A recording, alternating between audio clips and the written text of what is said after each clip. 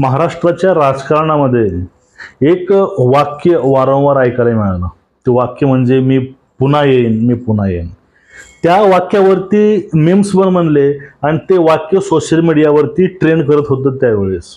आणि त्या वाक्यावरती अनेकांनी अशा अनेक टीका टिप्पण्याही केल्या आणि काही टाइमपास मजाक म्हणून ते वाक्य घेतलं होतं. ते वाक्य घेण्यापूर्वी ज्या व्यक्तीला महाराष्ट्राचं भाजपचं प्रदेशाध्यक्ष मिळवून दिलं एकनाथ खडसे यांनी, प्रथमतः त्याच्या नेतृत्वाखाली महाराष्ट्रामध्ये 2014 मध्ये भाजपने मुसंडी मारली ह्या लोकसभेमध्ये आणि मोदी लाटेमध्ये महाराष्ट्रानं सुद्धा उडी घातली आणि महाराष्ट्रामध्ये तसेच भारतामध्ये भाजप सरकार आलं. होय, आपण त्या व्यक्तीची गोष्ट करतोय. तो व्यक्ती म्हणजे देवेंद्र फडणवीस साहेब. आता 2014 मध्ये ते आले, पण त्यानंतर 19 मध्ये त्यांना जरा दगा मिळाला. त्यातून ते पूर्णपणे पक्ष कोसळला, शासन पडलं, भाजप बॅकफुटला गेलं. पण त्या ठिकाणी एक वाक्य होतं, तो म्हणजे मी पुन्हा येईन. आणि ते पुन्हा आले 2 घेऊन, सोबत 2 पक्ष, 2 उपमुख्यमंत्री, नाही 1 मुख्यमंत्री, उपमुख्यमंत्री, 2 चिन्ह आणि 2 पक्ष. त्यावेळेसची टीका टिप्पण्या भरपूर झाल्या. कारण बघा, राजकारणामध्ये ज्या वेळेस पक्ष 2 वेळेस शिवसेना, 2 वेळेस काँग्रेस शरद पवारांनी फोडून ते त्यांचा डाव असतो, त्यांची खेळी असते. पण तेच एक ब्राह्मण माणसानं केलं तर एक कूटनीती असते, कपटनीती असते. ही एक परंपरा चाललेली आहे आपल्या महाराष्ट्रात, राजकारणाची परंपरा. आणि त्यामध्ये फडणवीसांनी 2-2 पक्ष फोडून ते आले, ज्यावरती बदनामी केली गेली. पण त्यावेळेस एक चतुर माणूस महाराष्ट्रामधील जाणून होता. आता तो परत आलाय, 2-2 फोडून घेऊन आलाय. पण त्या ठिकाणी खरं तो आलाय कसं आणि त्याची पुढचं जे भविष्य आहे कसं असणार आहे हे त्याला माहिती होतं. ते म्हणजे बारामतीचे काका.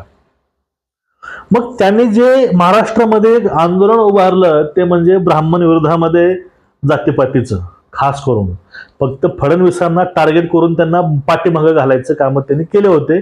पण त्यालाही एक संयम म्हणतो आपण एका गोष्टीला. एक लहानशी टीका झाली होती शरद पवारांच्या तोंडावरनं, खोतनी बोलली होती काहीतरी, पण त्यावरती पूर्ण महाराष्ट्रामध्ये ह्या गोष्टी झाल्या. पण त्यांच्याच बायकोविषयी, त्यांच्याच ढेरीविषयी महाराष्ट्रामध्ये लोक टरबुजा म्हणतात. त्यानंतर त्यांच्या पत्नीवर सुद्धा काही काही लोक टिप्पण्या करतात. म्हणजे त्यांच्या जातीवरनं बोललं जातं, तरीही तो व्यक्ती संयमी आणि शांत हा असतो. आता ह्या सगळ्या गोष्टींतून तुम्हाला एक गोष्ट कळली असेल, ज्या 2 व्यक्तीला त्या व्यक्तीने घेऊन आला त्या व्यक्तीला त्यानं कधीच केसाला सुद्धा धक्का लागू दिला नाही. आणि या उलट 19 मध्ये बारामतीच्या काकानं ज्या प्रकारे करणीला पकडून उद्धव साहेबांना सोबत आणलं होतं, त्यालाच आता कशी वेळ आली आहे तुझ्या समोर आहेच ते. आता उद्धव साहेब म्हणत असावेत की मी तिकडं असलो असतो बरं झालं असतं, कारण मी आज सत्तेमध्ये असलो असतो. उपमुख्यमंत्री पद म्हणा किंवा मंत्रिपद आमच्या लोकांना भेटले असते.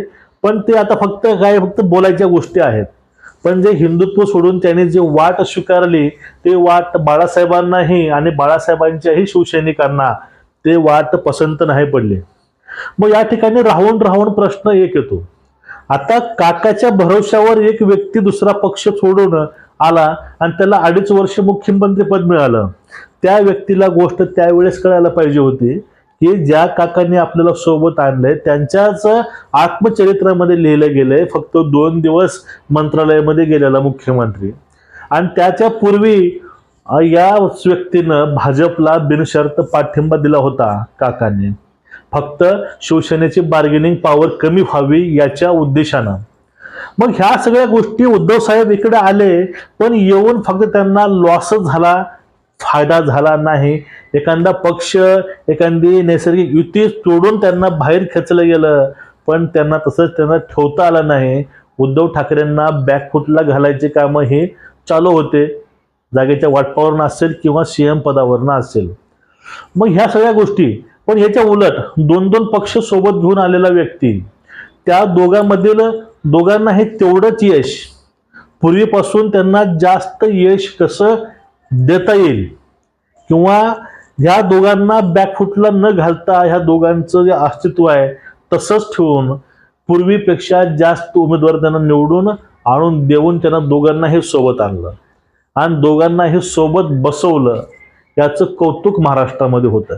आणि रणनीती कशी असते, महाराष्ट्राच्या राजकारणामध्ये जातीपलीकडं समाजापलीकडचं राजकारण काय असतं आणि त्यातूनच समाजकारण कसं होतंय ह्या गोष्टी दाखवून दिल्या त्याने.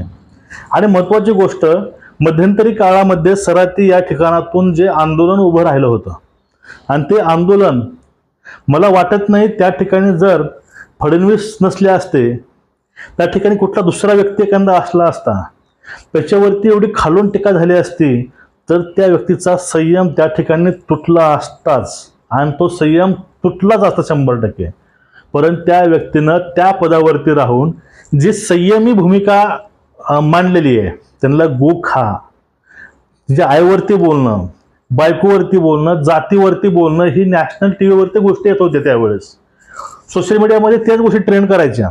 त्यांच्या पोटावरनं तिथं कार्टून काढायचंय, ते मीम्स व्हायरल करायचे. ह्या सगळ्या गोष्टी म्हणजे एखादी खुर्ची तुम्हाला भेटते, त्या खुर्चीखाली काटे हे तेवढेच असतात आणि ते काटे जो व्यक्ती निमूटपणे संयमानं सहन करतो त्याचं भविष्य हे उज्ज्वल असतं, हे दाखवून दिलंय ह्या विधानसभेच्या निवडणुकीनं. आणि ह्या 5 ते 6 महिन्यापूर्वी ज्यावेळेस लोकसभेची निवडणूक झाली होती, त्या लोकसभेच्या निवडणुकीमध्ये 31 जागा मिळाल्या होत्या 48 मधून ते आघाडीला.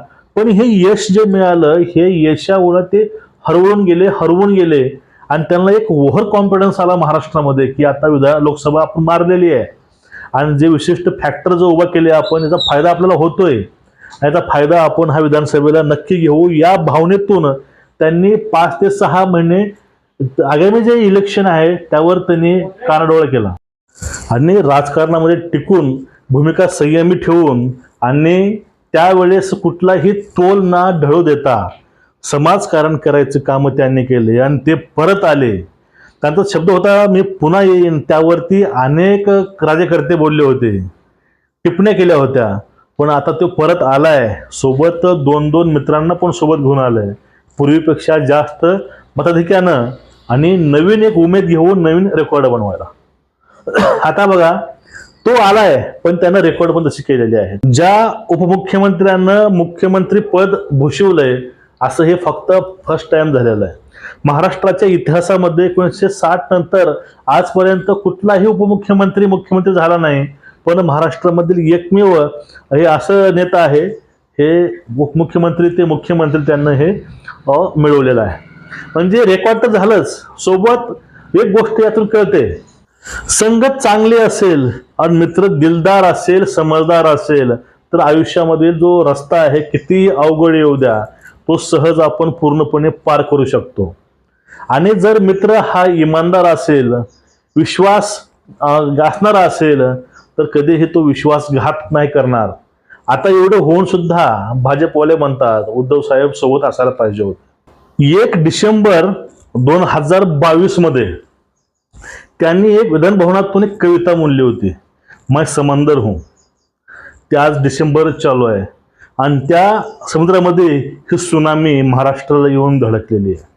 ह्या सुनामीमध्ये विरोधकांचं जे जहाज आहे ते पूर्णपणे डुबलेलं आहे, कारण जहाज डुबवायला एक अट्टेल खलाशी पाहिजे आणि तो खलाशी महाराष्ट्राला मिळालेला आहे.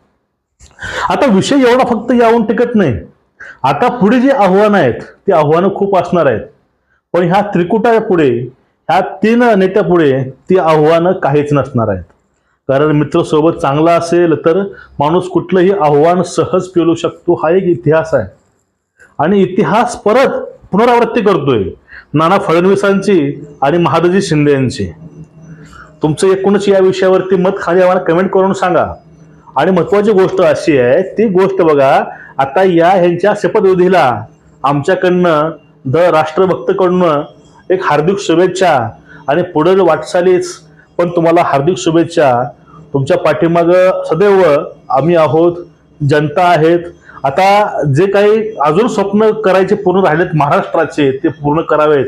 बेरोजगारी असेल, त्यांना गड किल्ले संवर्धन असेल, याकडे विशेष लक्ष देऊन आपली वाटचाल पुढे अशीच असावं. आता कोणी जास्त पुढच्या वेळेस तुम्ही सत्तेमध्ये तुम्हाला आम्ही आदरानं पाठवू, असं तुमच्या हातातनं कामं व्हावेत एवढीच आमची ईश्वर चरणी प्रार्थना आहे. आणि खास करून तिघांना हे बेस्ट ऑफ लक. ते तुम्ही भूमिका बजावलेल्या महाराष्ट्रामध्ये लाडक्या बहिणीची लाडक्या भावाची ही भूमिका अशीच कायम राहो एवढीच